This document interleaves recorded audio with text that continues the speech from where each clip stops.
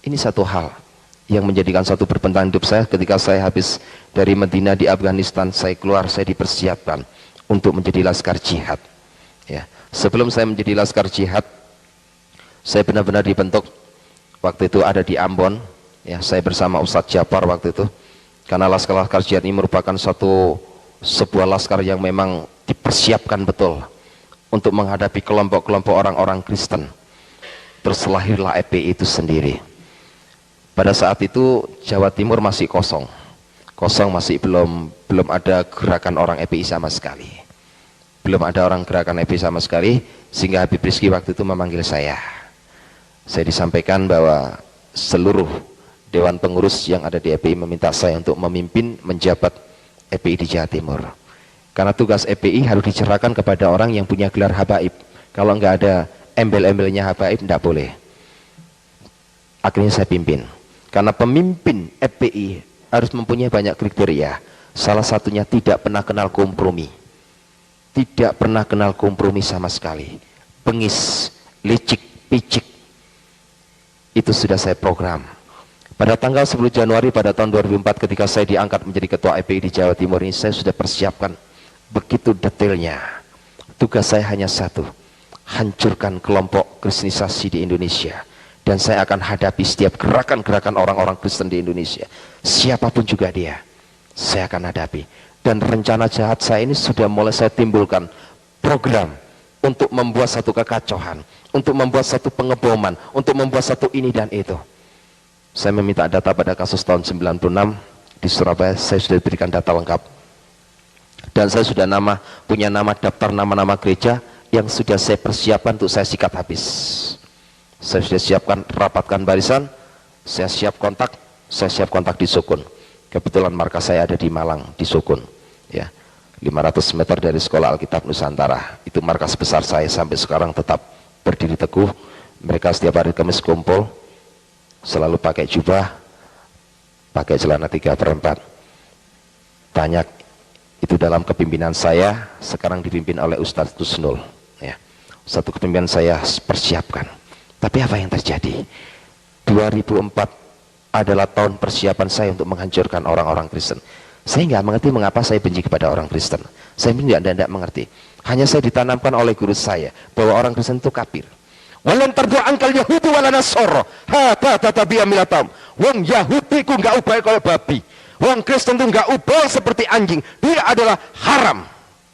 Penanaman itu tertanam dalam hati saya, sehingga saya katakan orang Kristen ini memang orang pembuat kerusuhan. Kebencian saya semakin mendalam. Saya persiapkan betul.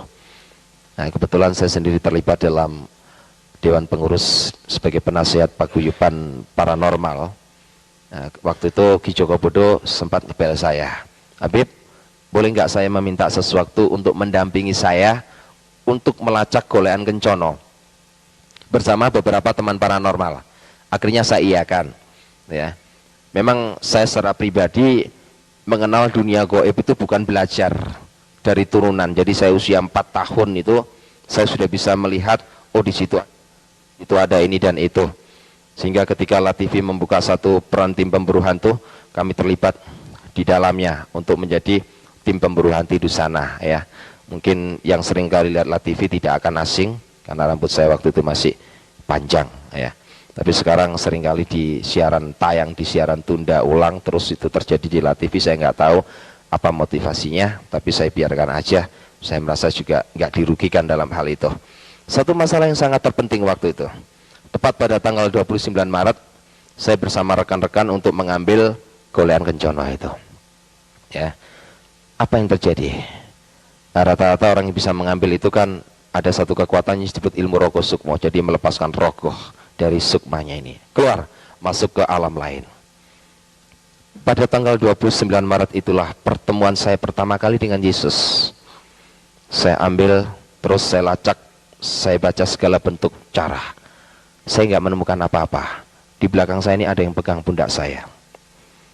Assalamualaikum Makhurus. Suara itu sangat menggema. Dan saya yakin suara itu tidak pernah saya rasakan selama saya mengenal dunia jin, ya. Ketika tangan itu menyentuh pundak saya, ada sebuah power yang masuk. Saya ini seringkali mengislamkan jin. Karena selama hidup saya punya 182 jin yang saya Islamkan, yang menjadi santri saya. Jadi ngajinya sama saya. Nah itu. Jadi saya itu senang Islamkan jin. Lebih-lebih kalau pikiran saya sudah sumpek di dunia, saya masuk ke alam jin. Karena alam jin itu cantik-cantik, beda dengan Gondoruo. Ya, kalau Gondoruo itu tidak ada yang cantik, semua jelek-jelek. Ya, kalau jin itu orangnya di sana itu memang cantik-cantik. Sehingga orang-orang dari paranormal kalau udah masuk ke alam jin, banyak kan, paranormal itu banyak menikah dengan bangsa halus, itu banyak menikah dengan jin. Paranormal yang pikirannya sudah EQ-nya sudah jongkok sampai menikah dengan Gondoruo pun juga sering terjadi. Ya, padahal bersentuhan saja saya rasanya juga bagaimana kan, sebab Gondoruo itu dari jarak radiasi jauh gitu baunya sudah tercium. Jadi Gondoruo itu baunya arus amis gitu. Makanya di desa-desa kan kadangkala ada suaminya meninggalkan istrinya, terus ada yang datang persis suaminya, ya kan? Nah Gondoruo itu pintar mendo-mendo jadi orang lain, tapi dia nggak bisa merubah kakinya. Jadi mulai wajah sampai kaki ini bisa. Jadi lutut ini sampai ke bawah tetap kakinya Gondoruo. Jadi dia hanya bisa merubah dari sini sampai ke atas, dia bisa merubah. Ini seringkali kejadian, ya seringkali kejadian. Ada banyak memang ya. Saya seringkali ditanyakan oleh orang Kristen, Pak, apakah betul Nyi Loro Kidul itu ada? Saya jawab betul. 1 bulan saya 2 kali. Karena saya ada ikatan perjanjian darah dengan Nyi Loro Kidul. Jadi Nyi Loro Kidul itu bukan mitos, bukan cerita dongeng rakyat, bukan. Nyi Loro Kidul itu memang betul-betul ada. Saya yang jadi saksinya. Saya melihatnya sendiri, saya melihat kerajaannya sendiri, semuanya itu ada. Karena itulah kekuatan iblis. Ya, setan itu semuanya bisa berubah-berubah dalam segala hal. Ya, segala bentuk kekuatan apapun itu ada. Ya, sampai orang-orang paranormal ada yang menjual selendangnya Gondoruo, ya banyak, itu asli dari sana memangnya. Sampai jual tuyul, zaman saya dahulu tuyul itu dijual 5 juta, sekarang tuyul itu sampai 10 sampai 20 juta, tergantung kesaktiannya. Kalau yang betul-betul ekspor impor, tuyul itu sampai 30 juta per biji. Ya, betul ini, tuyul itu mahal, ya betul, tuyul itu mahal. Ya, per ekor itu bisa sampai 30 juta. Kalau kesaktiannya itu bisa menembus dari 3 dimensi, itu sampai 30 juta. Jadi tuyul itu juga punya ilmu. Kalau yang paling murah itu 10 juta. Paling murah. Ya, paling murah. Biasanya kalau paling murah itu yang jadi korban istrinya.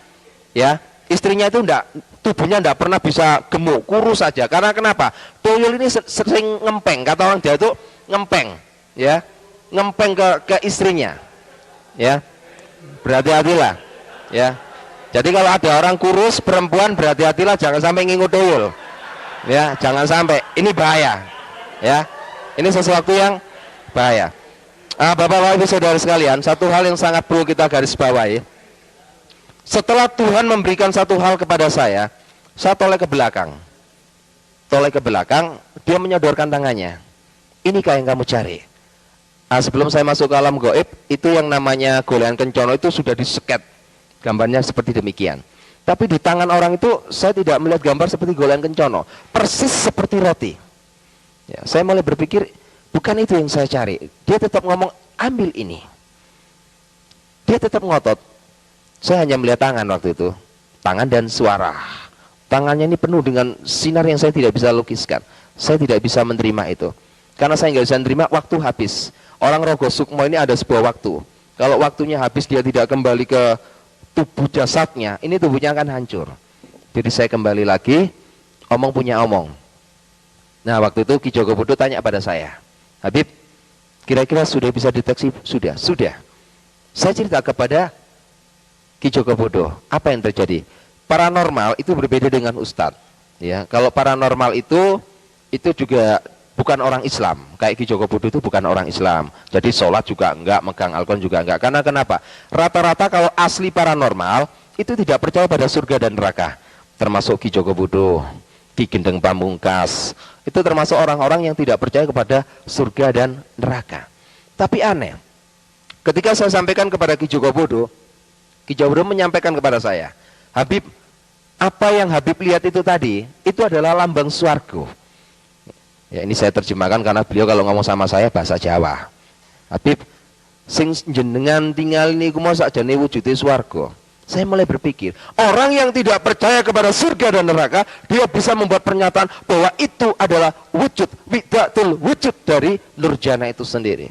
Terus saya bilang, tolong deteksi, ya, deteksi tangan siapa yang menyentuh saya. Bukan apa-apa, sekedar bahasa orang yang lagi putus asa.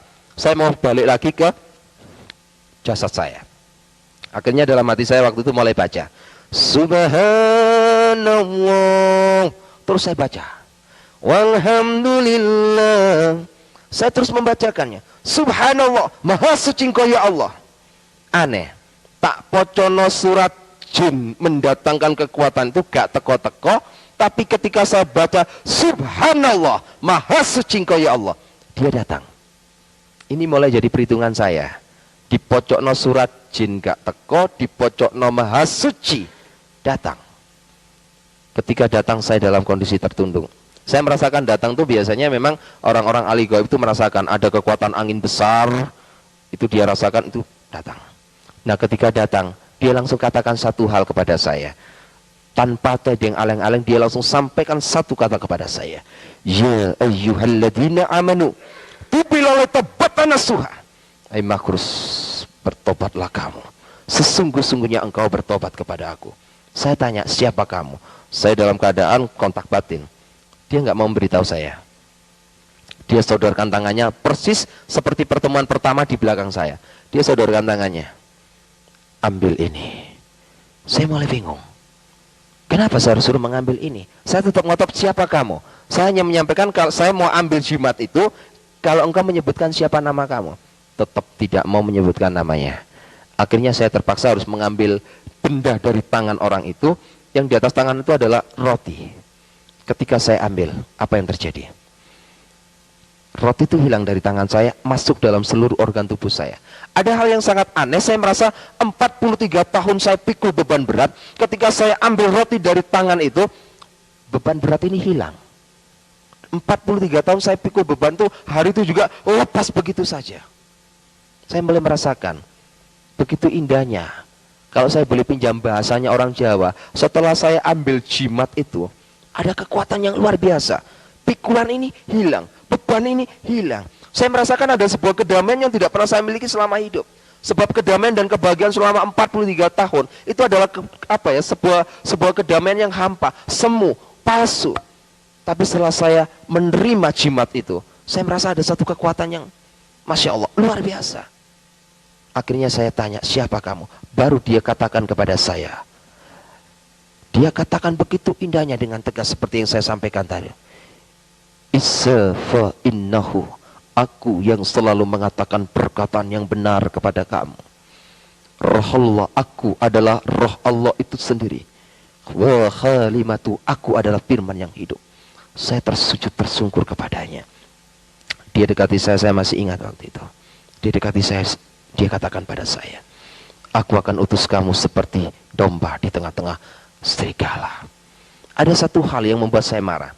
Saya mempunyai satu sifat pribadi yang jelek. Kalau saya lagi marah sama orang, saya langsung tatap wajah orang itu. Tidak peduli siapapun juga dia. Dan ketika orang itu ngomong pada saya, aku utus kamu seperti anak domba di tengah-tengah serigala, saya marah. Marah saya itu begini, orang ini seperti balas dendam kepada saya. Mungkin selama hidup saya jahat kepada umatnya, dia balas dendam. Buktinya apa? Buktinya dia pura-pura datang kepada saya diutus seperti anak domba di tengah-tengah serigala. Coba jenengan saged pikiraken, lek ono anake wedhus ditekek nangoni tengah-tengah serigala, niku pasti mati. Pikiran saya waktu itu juga gitu. Ini berarti balas dendam. Orang ini mau membunuh saya. Maksud saya itu jangan dijadikan saya sebagai anak domba. Jadikan saya sebagai harimau, serigala, ataupun apapun yang saya siap hadapi serigala. Maksud saya itu begitu. Tetap dia katakan, aku mengutus kamu seperti anak domba di tengah-tengah serigala. Saya katakan, Tuhan, hati saya ini keras, Tuhan. Tapi Tuhan katakan dalam Yeskiel 36 ayat 26 jelas di sana kata, aku akan memberikan roh yang baru kepadamu. Aku akan memberikan hati yang baru kepadamu. Hati yang taat dan menjauhkan kamu dari hati yang keras. Saya mulai adem ayem, marah hati saya. Mulai saya berpikir, terima kasih Tuhan. Saya mulai berpikir lagi, apa yang harus aku lakukan untuk menjalani sebuah kehidupan ini. Saya mulai berpikir, kita memang harus seperti anak domba. Anak domba di tengah-tengah serigala. Kita persiapkan hidup kita untuk menjadi laskar-laskar Kristus. Sehingga apa yang menjadi kejahatan saya, yang sudah saya program pada tahun 2004, Tuhan fatalkan. Akhirnya saya mau ambil keputusan, ikut Yesus. Apa yang terjadi? Saya tidak bisa diterima oleh istri sama 5 anak saya. Saya mulai datang door to door dari gereja ke gereja, meminta pandangan pendapat dari pendeta-pendeta. Setiap gereja yang saya masuki, isinya hanya satu, syudon. Tidak ada satupun gereja yang nggak syudon kepada saya. Nggak ada yang gereja kusnudon sama saya. Semuanya itu syudon. Satu pencurigaan yang berkelebihan. Tidak mungkin ada orang FPI bertobat. Ini pura-pura mau menghancurkan orang Kristen dengan cara begini. Hati kecil saya mulai berbicara. Lek menghancurkan orang Kristen saya nggak perlu berpura-pura. Langsung saya datangi walaupun di siang bolong. Itu sifat saya. Saya bukan seseorang yang harus mendatangi orang di malam hari. Siang bolong pun tidak perlu Anda datang di tempat saya. Saya yang akan datang di tempat Anda. Jadi hati saya waktu itu menangis. Berangkat kemana-mana ditolak. Pulang di rumah istri saya cemberut saja. Coba bisa kita bayangkan. Suami teko pegel-pegel, bojo cemberut. Isini mangkel. Saya doa sama Tuhan.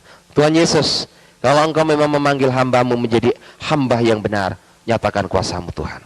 Aku tidak perlu mendoakan oknum-oknum pendeta yang menolak aku. Biarlah itu adalah hak-Mu Tuhan. Tapi aku berdoa untuk istri sama 5 anakku. Nyatakan, kalau Engkau memang memanggil aku, nyatakan kuasa-Mu, Engkau akan memanggil istri sama 5 anakku. Tuhan buktikan. Walaupun saya terus datang pada istri sama, akhirnya istri dan anak-anak saya bisa terima Yesus. Walaupun melalui proses yang begitu panjang. Akhirnya saya tawari dibaptis. Baptis saya, istri sama 2 anak saya berangkat dibaptis. Ketika saya pulang dari baptisan, apa yang terjadi? Pikiran istri saya, orang habis dibaptis itu ada damai, ada berkat, ada begini. Namanya orang masih awam. Apa yang terjadi? Rumah sudah hancur. Dihancurkan oleh orang-orang FPI. 3 anak saya masih kecil-kecil itu sampai dempis di lemari. BRT sama RW tidak bisa berbuat apa-apa. Karena pasukan FPI hampir 2 truk turun lapangan.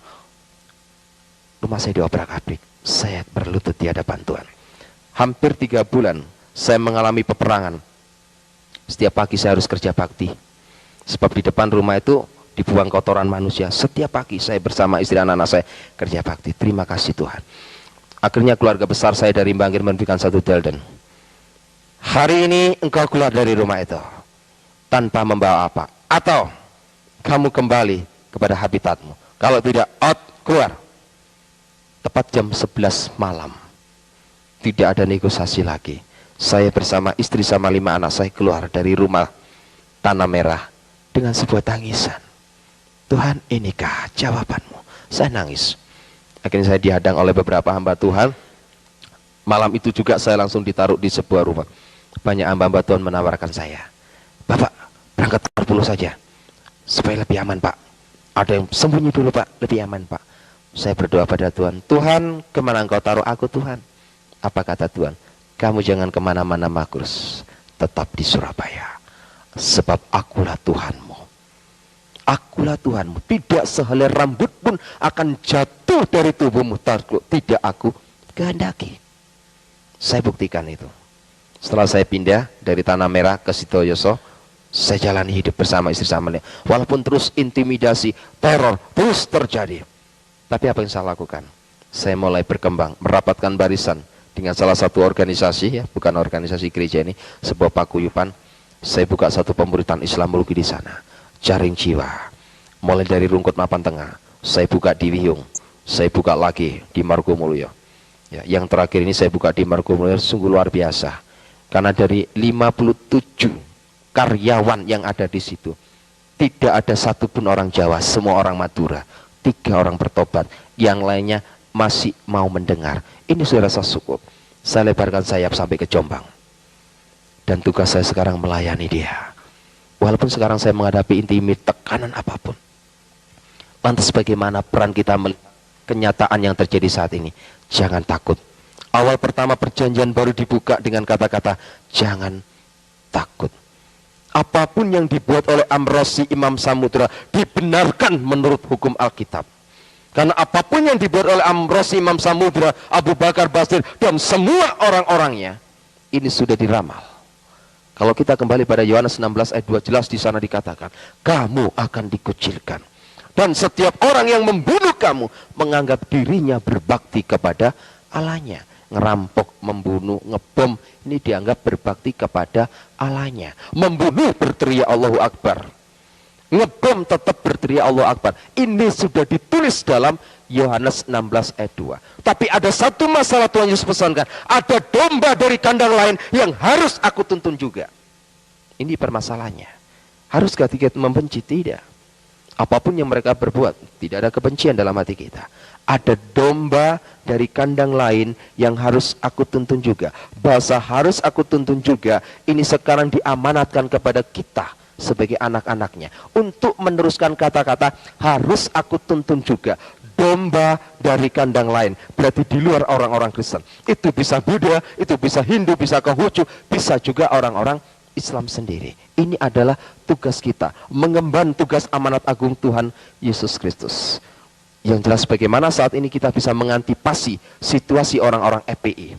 Peran apa yang harus dia lakukan? Peran FPI hanya satu, mendirikan dan menegakkan syariat Islam di Indonesia ini. Sebab dianggapnya orang-orang NU sudah tidak punya kemampuan. Ya, di Indonesia ini mayoritas orang NU. Cuma orang NU ini tidak sempurna di dalam Islam. Ya, itu memang benar. Kenapa tidak sempurna? Karena orang NU ini menggabungkan antara Islam dan Jawa. Ya, Islam dan Jawa, tidak murni Al-Quran semuanya. Tapi kelompok Habib Rizki, Abu Bakar Basir, semua orang-orang ini memang memakai satu faham Al-Quran murni. Jadi menegakkan negara syariat Islam dengan hadirnya Laskar Jihad, ya, dengan hadirnya MI yang dipimpin oleh Abu Bakar Basir, dengan hadirnya FPI yang dipimpin oleh Habib Rizki. Itu belum organisasi-organisasi lain yang terhitung, ya, yang terhitung pada tanggal 23 Desember tahun 2006 kemarin, ada sekitar 8 organisasi Islam di Indonesia merapatkan barisan, menyatukan misi dan visi mereka. Dan di antara organisasi ini tidak ada NU dan Muhammadiyah. Organisasi ini sudah merapatkan barisan. Sekarang tinggal kita. Kita sudah paham bagaimana peran mereka. Kita pun juga harus merapatkan barisan. Rapatkan barisan. Gempur dengan doa dan puasa. Siapkan laskar-laskar Kristus. Asal jangan takut. Ya, 2 hari ini saya kucing-kucingan. Keluar rumah kayak ada perasaan takut gini. Kucing-kucingan. Sampai istri saya, anak-anak saya menghadapi satu tekanan. Setiap saya keluar dari rumahnya saya katakan, ikhlaskan saya. Kalau memang nyawa saya harus jadi taruhannya. Tidak peduli. Mati pun hari ini asal jangan mati menjadi penjahat. Mati karena pikul salib, martir untuk Tuhan, itu tidak menjadi masalah. Ada saat dan waktunya itu semua terjadi. Bapak Ibu Saudara sekalian, dari sinilah bagaimana kita bisa mengantisipasi situasi dan kondisi negara kita yang sudah terpuruk ini. Saat ini adalah tugas-tugas kita. Saya sangat prihatin akan gerakan gereja-gereja di Indonesia ini, yang secara jujur saya katakan perkembangannya sangat minus, ya. Sehingga ketika 2 SK Menteri diturunkan itu alhamdulillah, karena hadirnya 2 SK Menteri ini dapat membuat introspeksi oknum-oknum pendeta yang harus mereka tingkatkan dalam pola berpikir. Jangan bangun gereja kalau nggak punya jemaat. Bangun gereja kalau jemaat, tiba terjadi fitnah. Fitnahnya apa? Antar pendeta menjelekan. Di Surabaya itu banyak gereja-gereja dibangun. Setiap pendeta berbicara, ayo kita berdoa bersama-sama, imani supaya malaikat Tuhan kursi-kursi yang kosong ini kita imani, supaya minggu depan kursi yang kosong bisa diisi. Bagaimana bisa diisi kalau dia nggak mau menginjil? Nggak bisa diisi. Jemaatnya orang lain masuk, putar aja kayak sirkulasi. Loh, katanya gereja Tuhan sudah mulai bangkit, ya. Banyak pendeta dari luar negeri menubuatkan, oh, gerakan Kristus sudah mulai hadir di Indonesia. Bisa hadir kalau kita siap menerima, mengemban amanat agung Tuhan Yesus. Loh, gereja itu kayak perputaran. Maaf kata, memang tidak ada. Maka tadi saya katakan gereja itu kayak diskotik sekarang.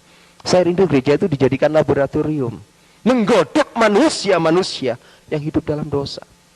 Tapi enggak, Gereja-gereja sekarang di Surabaya sudah jadi diskotik semuanya. Hampir. Ya. Kenapa saya katakan jadi diskotik? Coba lihat. Saudara kita Bani Kedar, lihat.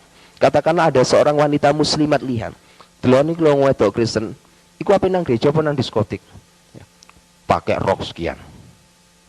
Kadang-kadang udolnya sampai ketok kayak wong penyanyi India. Ini satu pengalaman bagi saya. Ketika saya baru bertobat, saya duduk di sebelah seorang wanita, di sini ada beberapa hamba Tuhan. Nah, kebetulan waktu hening, firman Tuhan dibacakan. Nah, kebetulan yang duduk ini banyak perempuannya. Tanpa saya sadari, saya toleh ke sebelah saya. Saya punya mata ya, saya pasti noleh ke sebelah. Masya Allah. Jadi ketika dia duduk, ini roknya sampai sekian. Jadi dalam keadaan hening, saya keluar kata-kata, hening, gereja hening, satu suara dengar. Subhanallah, saya bilang. Jadi ketika noleh saya katakan, Subhanallah. Semua orang gereja dengar, mengarahkan kepada saya. Yang namanya Pak Nason di sebelah saya tanya, Pak, ada apa Pak? Anda ada apa Pak gitu. Tidak ada apa-apa, tapi mata saya masih ngelirik lagi. Nah inilah, saya katakan, banyak kaum Hawa sudah menjadikan gereja jadi diskotik. Tuhan tidak membutuhkan baju mahal. Harga 10.000 pun tidak masalah. Yang penting sopan, ngadep pangeran, ngadep Gusti Allah, kudu sopan, tertib dan ada aturan. Enggak, sekarang ini waduh, pakai you can see. Rambutnya disemir, wis elek disemir tambah elek pisan. Ya kan? Ya kan disorot sama orang-orang Islam ini disorot. Karwane wong luar negeri penyanyi rong ganteng-ganteng, wong Indonesia akeh sing elek disemir, wis malah gak karu-karuan. Kita ini cobalah tampil beda boleh, tapi setidak-tidaknya lah bercermin. Oh kulitku ki kayak ngene ya gak usah disemir lah, ya kan? Kadang-kala ada yang anting-antingan tindian, gelangan. Loh ini gereja, ini bukan diskotik.